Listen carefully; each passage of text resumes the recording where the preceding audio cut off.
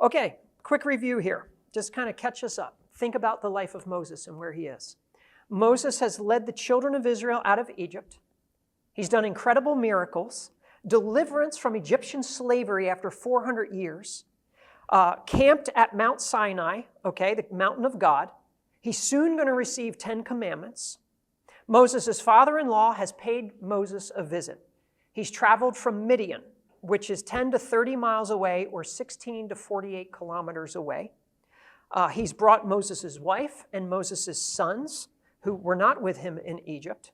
They're catching up with each other. Moses has shared all that God has done. Jethro gives praise to God. They sacrifice to God. They eat a meal together. One day's over. It's the next morning. Next day, Jethro grabs a cup of coffee, and he's walking around the Israelite camp.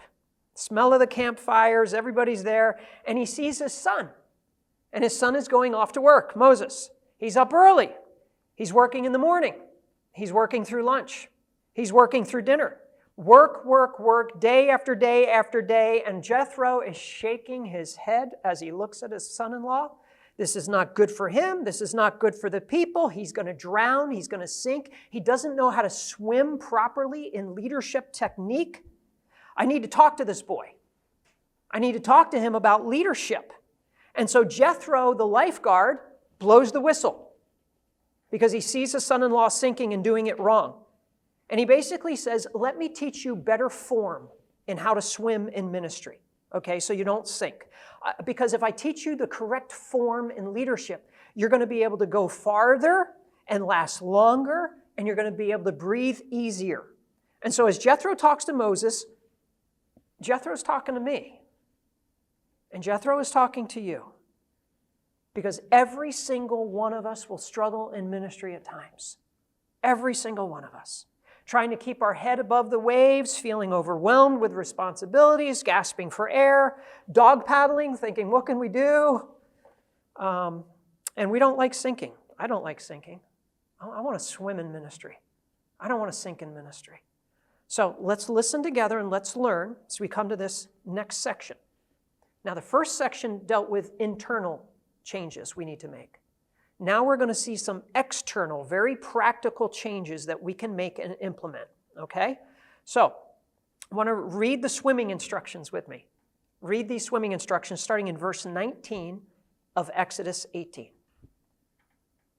Now listen to me, and I will give you some advice, and God be with you. You be the one to represent the people before God and bring their cases to him. Instruct them about the statutes and laws and teach them the way to live and what they must do. But you should select from all the people able men, God-fearing, trustworthy, and hating dishonest profit. Place them over the people as commanders of thousands, hundreds, fifties, and tens. They should judge the people at all times. Then they can bring you every major case, but judge every minor case themselves. In this way, you will lighten your load, and they will bear it with you. If you do this, and God so directs you, you will be able to endure. And also, all these people will be able to go home satisfied. All right, essential lessons so that we don't sink. Educate. What does that mean? Well, it starts with educating ourselves. Let's educate ourselves. And we learn this by listening and learning to others, okay? So again, I'm so glad you're here. That's what we're all doing. We're educating ourselves how to be better leaders, better men and women of God. And we learn the importance of that outside objective opinions, okay, allowing people to speak truth into our lives. Because it's Proverbs 12:15 that we looked at earlier. A fool's way is right in his own eyes, but whoever listens to counsel is wise. So again, we don't want to be foolish. We want to listen to counsel. So that means, again, I can't get defensive. I need to be willing to listen, all right? So I want to encourage you to continue growing.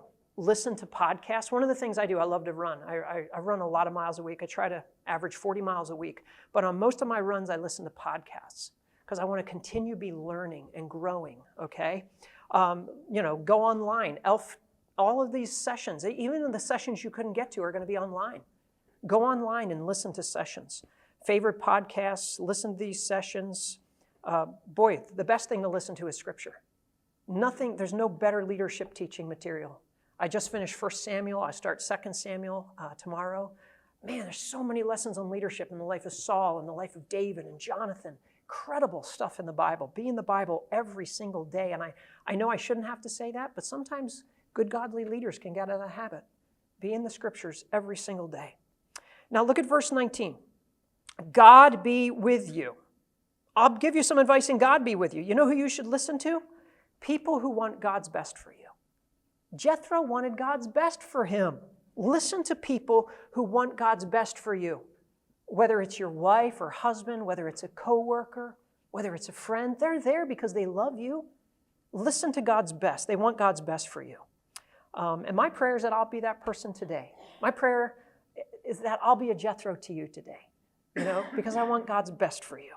So Jethro tells Moses, don't stop what you're doing. Just refine the process. Don't miss this. Jethro doesn't tell him to stop. He says, just refine the process. Look at verse 19. You be the one to represent the people before God and bring their cases to him. You don't need to quit. Just work smarter, not harder. So first, educate yourself. Here's the second one. Educate others. Educate others. What does this mean, educate others? Well, look what he says here. Verse 20. Instruct them about the statutes and laws and teach them the way to live and what they must do. Instruct them and teach them, all right? Instruct them in the commandments, the right way to live vertically in your relationship with God, okay? Instruct them in how to live right with God, and then instruct them horizontally with how to live with one another in their relationship with one another. So that's important that we see this. This is what Jethro is saying. Moses, two things. You need to handle disputes as they come up, but you need to limit disputes by teaching others. What does that mean? Okay, Moses, as a key leader, you're going to need to react to problems as they come up. You're a key leader. You need to react to problems. They're going to come up, okay? Hear the cases, settle the cases. But you're also, in the meantime, going to be needing to teach people and train people so that there's less cases for you to handle. So it's both and. React to the problems as they come up, but also be training people in how to live with God and live with each other so there's less things you need to react to. So this is what he's saying. Put out present fires and prevent future fires. Put out present problems and at the same time prevent future problems. You and I are always going to have problems to put out. You and I, as I've heard it, are the chief problem solvers. That's what your title should be. One of your titles is a leader in ministry. You are the chief problem solver. You shouldn't be surprised when problems come.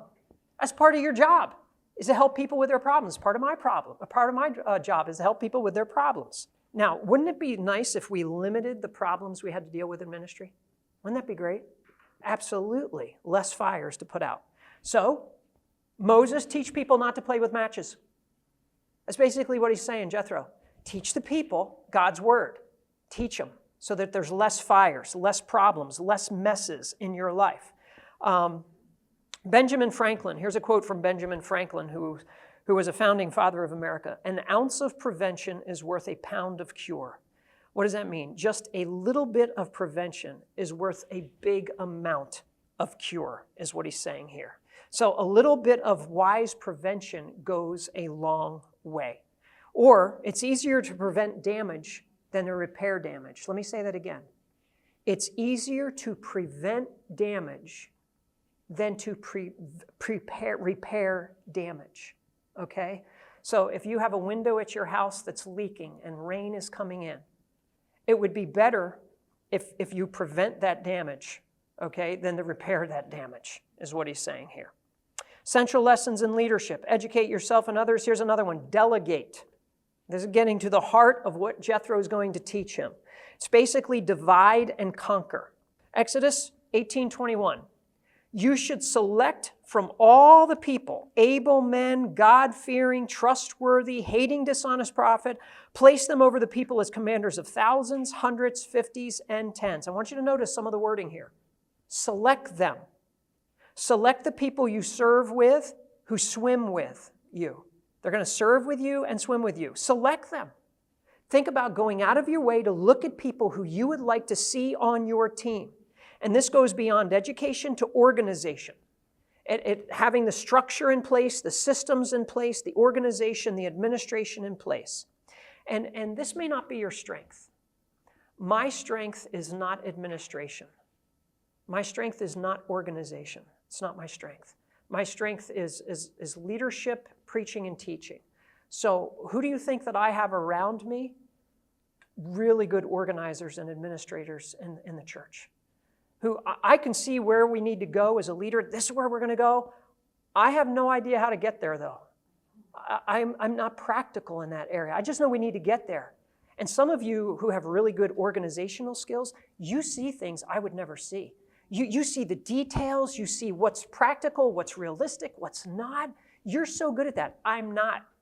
And I love that the team around me is really good about that. They're able to say, Scott, nope, timeout, doesn't work financially, it doesn't work time-wise.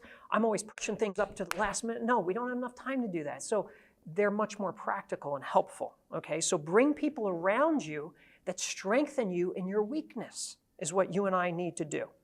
And I don't know where you need this in your church, what needs to be strengthened in your ministry, but bring people around to strengthen. Organization brings more order. Organization, order. Think of it that way. Organization lessens chaos. Organization is so important, okay? Whether it may just be your calendar being organized, having everything laid out, thinking through it. I mean, I look at the ELF app, that we have on our phone. Oh my goodness, I could never do something like that. Put all that together, think through all those details. Somebody in this organization is unbelievable with all of that. And I'm sure there's multiple people doing it. I look at that and I'm just astounded. Praise God for those kind of people. I want you to understand what organization is. Organization is the skeleton to the body, all right? The skeleton in your body and my body keeps us from falling apart and becoming a blob, okay? There are some churches that are just a blob. There are some ministries out there that lack the skeleton. It's just a blob. If there's no organizational system or a poor organizational system, the movement of the body, the movement of your ministry is limited. And life and work is going to be frustrating. Everything is piling up and suffocating. Let me tell you something. I threw my back out yesterday. I threw it out pretty good. And so I'm just being real tender with it. Man, if something is thrown out in your church or your ministry, part of the organization, it can throw everything into chaos, is what it can do. Notice in verse 21, be selective. Structure requires selections. You select from all the people. Be picky. My wife, when she goes to the grocery store, is pretty picky. How many of you are picky when you go to the store and you pick out fruit? You know what it's like. I mean, she's picking it up, holding it, turning it. I'm like, just whatever. I just pick things. She's like, no, you don't do that. You look it over, okay? Be selective. Turn it around. Think through it. Be picky when it comes to people. Placing volunteers. Hiring the right people. Selecting people for positions. Some of my worst decisions as a pastor through 28 years of ministry has been hiring the wrong people. Man, I should have been more picky. I should have asked more questions. I should have been more selective, okay? Checking references. Maybe they overpromised. They didn't follow through. Right people in right areas is what we need. King Saul did a lot of things bad. Here's something he really did well. 1 Samuel 14. The conflict with the Philistines was fierce all of Saul's days. So whenever Saul noticed any strong or valiant man, he what? He enlisted him. He brought him on his team. That's wise leadership, is what that is. Get in the habit of picking up really good people. It's the difference between victory and defeat, success and failure. So recruit people is what you need to do and what I need to do. Recruit them. You want qualified individuals. Look what the qualifications were in verse 21. Able men, God-fearing, trustworthy, hating dishonest profit. Able meaning they were able to do the job, they could handle the responsibility. They were smart enough to understand. They were strong enough to handle the load. They had the talents and gifts to get the job done. And let me say this.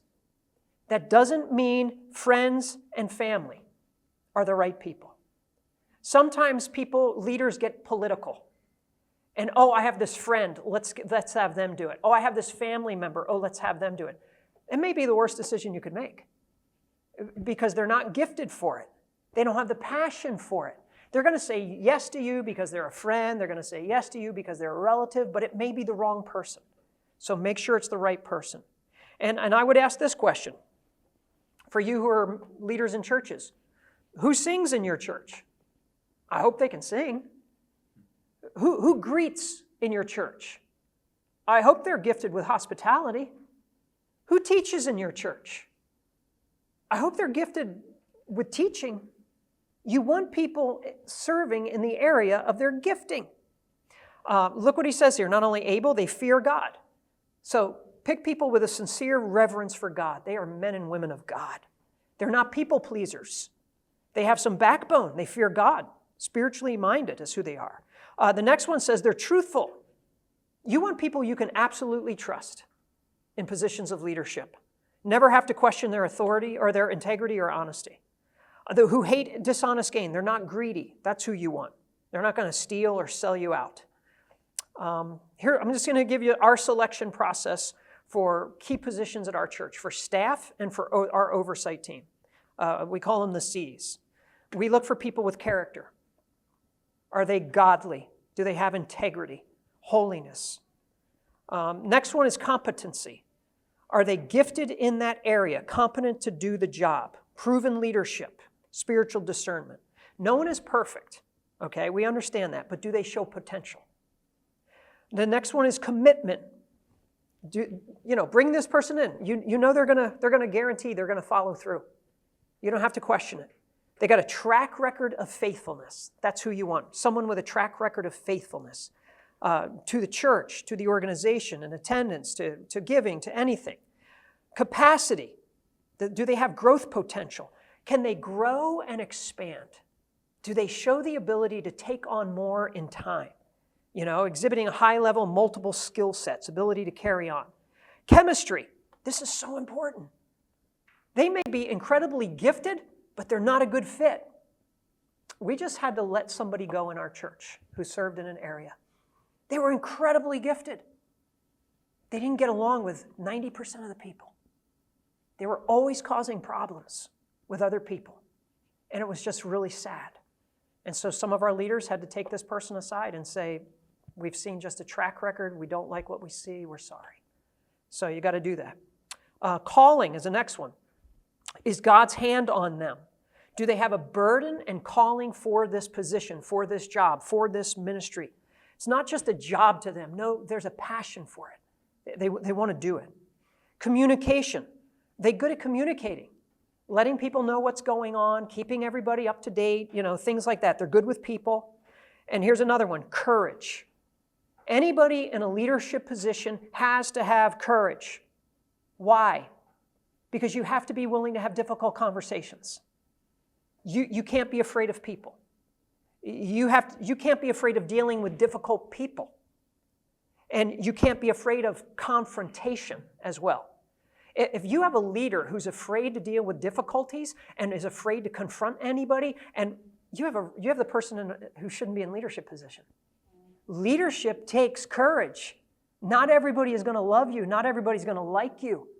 If you're in a leadership position, you have to deal with difficulties. You have to have confrontation at times with people, and hopefully in the right attitude. So, godly meaning character, gifted competency, guarantee commitment, growth potential capacity, great fit chemistry, God's hand on them, calling, good with people communication, and they got guts. That's courage. And let me give you 4 extras that are not on there. I'll give you 4 extras. This is a good one, compassion or care. Do they care for people? Is there sensitivity? Here's another C, creative. It's always nice when you have somebody think outside the box and they're creative. Another C, calm. Is there a spiritual maturity under pressure? They don't freak out. They're calm because they're trusting and have faith in God. And then let me give you another one. Comedy. Have a sense of humor. It's good to laugh. It's good if you have somebody in leadership who's got a sense of humor that can laugh at themselves. And you guys can laugh as well. So, select them, but it goes beyond just selecting them. It goes to placing them, all right? You shall place these over them as leaders of thousands, of hundreds, of fifties, and tens. Listen, he's talking about divide and conquer, all right? You got leaders of thousands, leaders of hundreds, leaders of fifties, leaders of tens. Think about it. Man, if I can get people in my organization, in my ministry, overseeing different things. John Haywood put it this way. He was an English author of plays in the 1500s. Many hands make light work. Get a lot of hands getting busy. D.L. Moody, evangelist in the 1800s. I'd rather put 1,000 men to work than do the work of 1,000 men. Is that a great quote on leadership? Man, put the people to work instead of doing all the work. So be strategic, be wise with people. Think about chess. If you're a chess player, think about all the different positions, all the different pieces, all the different moves they can make. Think about the people in your church, the people in your organization that are gifted differently, that can do different things. It's all about winning. It's all about victory for the Lord, extending his kingdom, making disciples. Bob Beal, who is taught here, I've sat in on his classes, phenomenal. I don't think he's here this year. Make sure the right people are in the right place, doing the right thing. Make sure that's happening. Hey, sometimes you have to move people within your organization. We've done that in our church. We just did it 2 weeks ago. We had a man who was overseeing some of our children's ministries. He has now become our new executive pastor. He came out of a secular work world overseeing all kinds of finances and everything else, and he's very good with people, managing people. So we just made a switch within our church.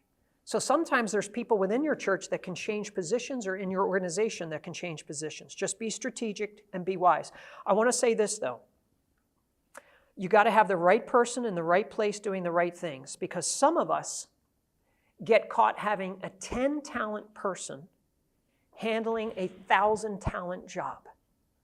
They're not in the right spot, and they can't do the job. It's over their head, and they're going to hold things up, and not only that, they're going to feel like a failure.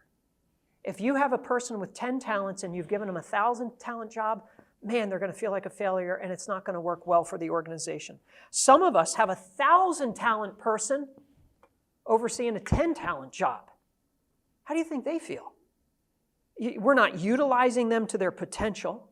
We're selling them short, and they feel like they're wasting their time. So you got to make sure if you have somebody with a lot of talent and they're only doing a little thing, that's not good for them or your organization as well. And now here's another thing. Some of us have a person that shouldn't be handling anything. What do you do about that person? We're going to speak on that in a moment. When you have somebody in your church or ministry that is not cutting it, they're not doing it, what do you do with that person?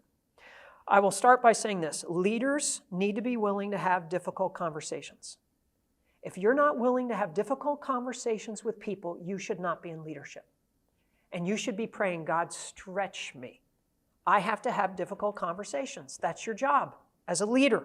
You may need to talk to a real difficult parent, or a difficult child, or a difficult volunteer, or a deacon, or there might be a woman gossiping on Facebook about your church or slandering the leaders of your church. You may need to confront them. Talk to a staff member. You've got to be willing to hurt someone's feelings at times in ministry. How else are they going to grow? How else are they going to mature? Here's a very crucial verse that you have to have at the front of your mind every time you have to have a difficult conversation with someone. It's 1 Timothy 5.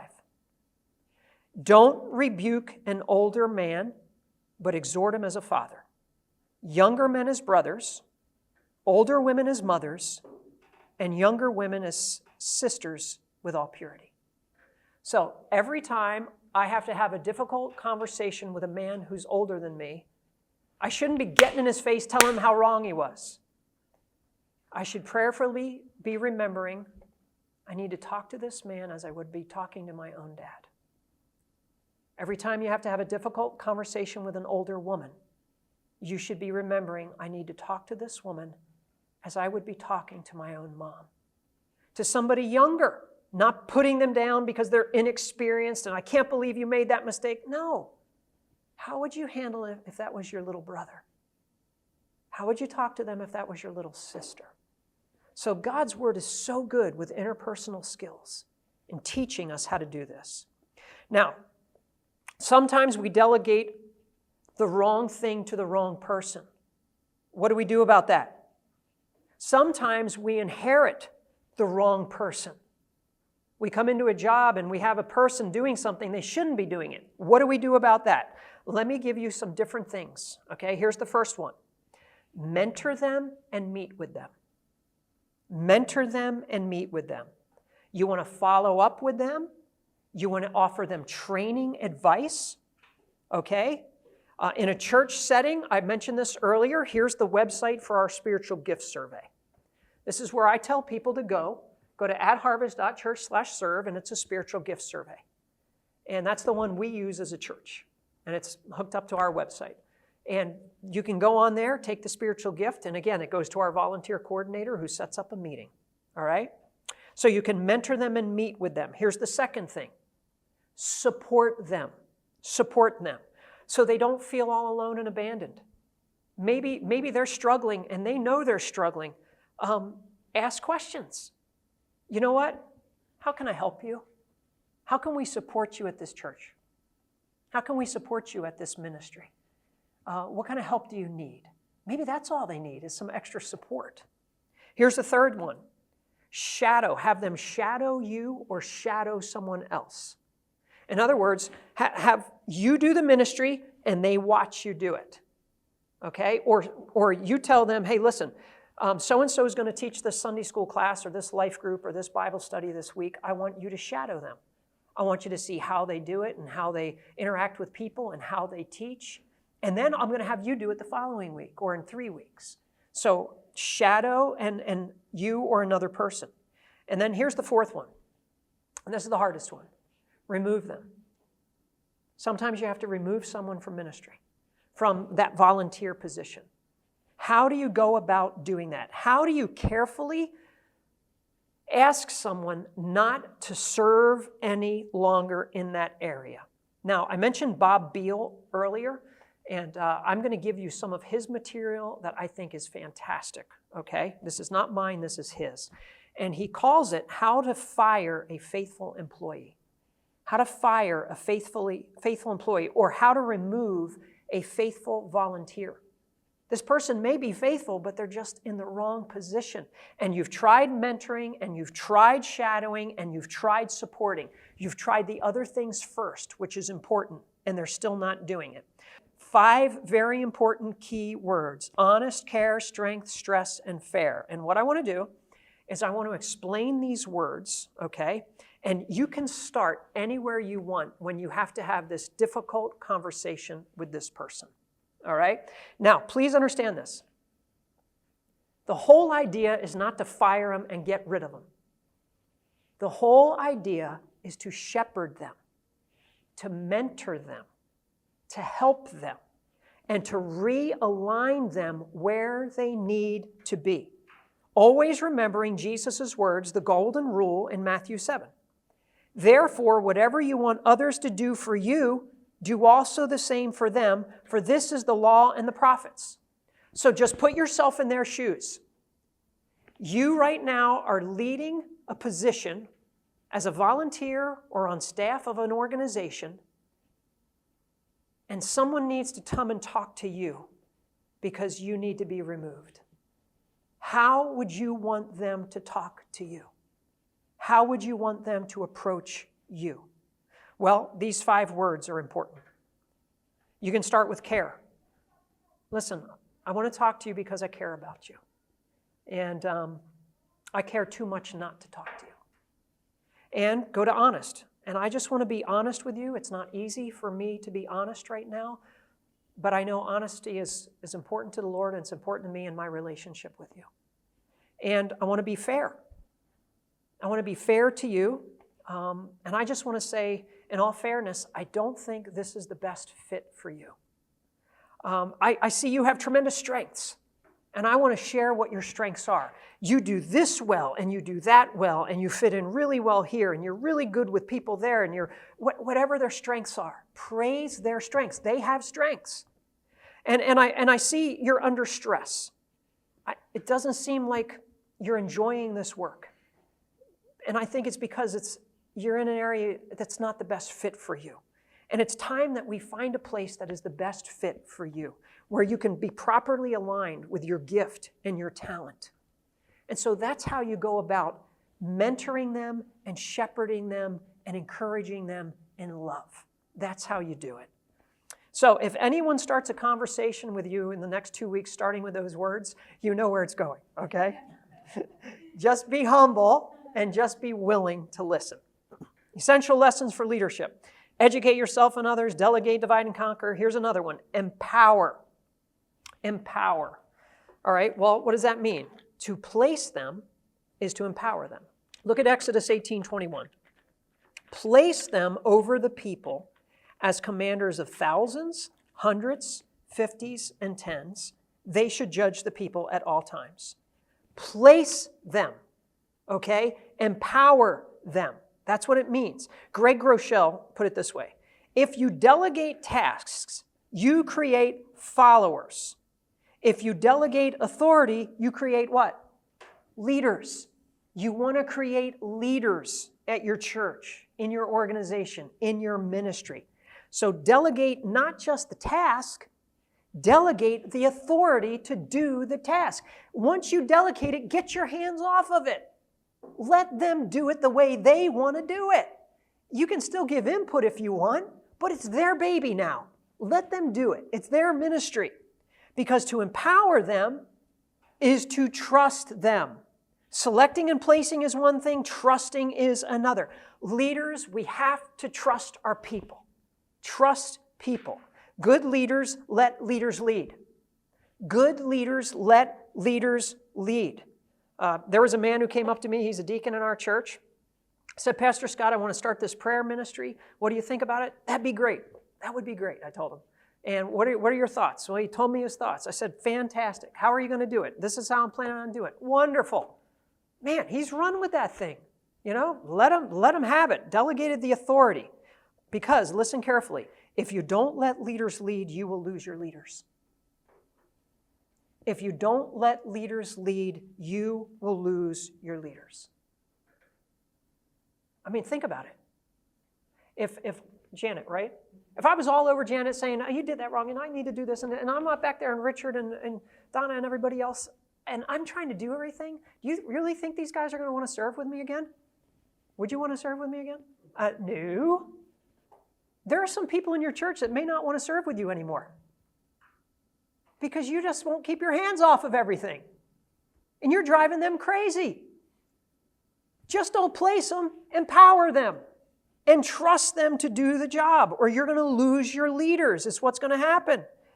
And for some of us here today, you may be about to lose a leader. Maybe back home, in your church, in your ministry, and maybe what you need to do, honestly, is you need to apologize. You need to go back to that person and say, you know what, I've been too controlling. I'm sorry, you know what, I'm going to let you make the decisions on this. And maybe every couple weeks we can talk about it, but you know what, I want this to be your ministry. And maybe you need to communicate that to somebody before you lose them.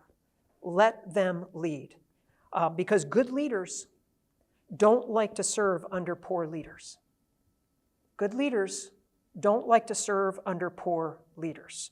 Equip them, empower them, work is accomplished by them. Equip the people, empower the people, work is accomplished by the people. Ephesians 4:11 and 12. And he himself gave some as apostles, some as prophets, some as evangelists, some as pastors and teachers. Why? Verse 12. To equip the saints for the work of ministry to build up the body of Christ. That's our job as leaders, to equip the people. Let them do the ministry. Let them do it. Again, John Maxwell, law of empowerment. The only secure leaders give power to others. So give power.